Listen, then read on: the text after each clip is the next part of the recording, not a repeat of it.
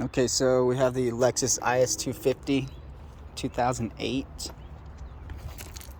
and I've been trying to mess with this car for a while. I bought it from these guys for a couple $100, and if you ever get a problem with the key and there's no response with the ECU and you get nothing, you hit the button.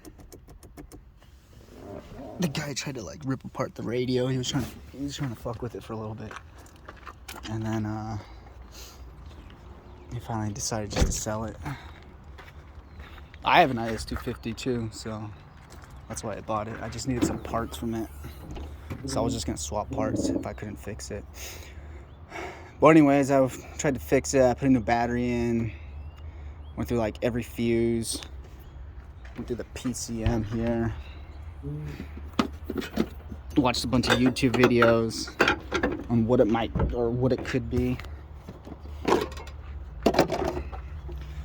and then I just started getting pissed off because the PCM wasn't getting any power and I wasn't able to read the key. So I unplugged the fuel pressure sensor in the back. That didn't work. You can't see back there, but fuel pressure sensor's back there. Went through every fuse again, and I just started disconnecting all these little sensors, 5-volt sensors, one at a time, and I would try it again,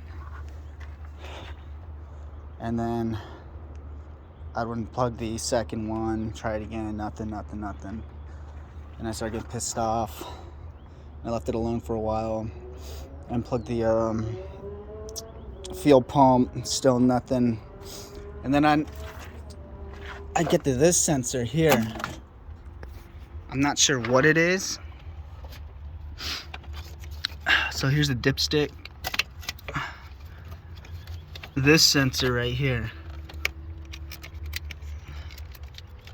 I don't know if it's a crank sensor. I'm not sure what it is, but I unplug that, and as soon as I do, and I go to start it again, and then finally the key starts reading, power back to the PCM. Starts turning over, but I hurry up and cut it off because I took out the radiator, put it back in my car because my car started leaking, and took out the headlight because I hit a stupid little pole, and I put it in my car, and I took it off my car and put it in this car, and yeah, I just started pulling parts off.